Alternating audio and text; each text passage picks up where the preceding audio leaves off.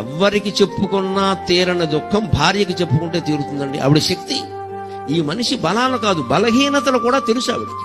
బావయ్యా పోతే పోయింది, ఏంటి 10 లక్షలు పోతే ఏడుస్తూ కూర్చున్న బోళ్ళు పోయే, బిజినెస్ లో ఏముందానికి మళ్ళీ చేసుకుంది. కానీ ఏమైంది?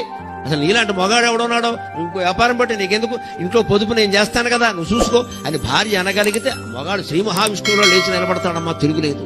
అంత శక్తి రామచంద్రమూర్తికి. చివరి రోజు యుద్ధం కష్టమైపోయేది, నిరాశ, నిస్త్రాణ వచ్చింది మనిషికి. వచ్చి ఏమనుకున్నాడో తెలుసు, వాల్మీకి రాస్తాడు, సీతాదేవి వచ్చి నన్ను కౌగులించుకుంటే బాగున్న, శక్తి వచ్చేది నాకు, శక్తిహీనున్నయ్యాను అన్నాడు పాపం. అప్పుడు ఆయన ప్రార్థనకి అగస్త్య మహర్షి దిగొచ్చు ఆదిత్య హృదయ స్తోత్రాన్ని, సూర్య భగవాను ఆరాధించవయ్యా, సీతాదేవి ఇవ్వగలిగిన శక్తినంతా సూర్యశక్తి రూపంలో నీకు ఇస్తాడాయన అన్నాడు. రామచంద్రమూర్తి ఆ సూర్యశక్తితో రావణాసురుడు జయించాడు. భార్య అంత శక్తినిస్తుంది భర్తకి, భర్త అంత శక్తినిస్తాడు భార్య.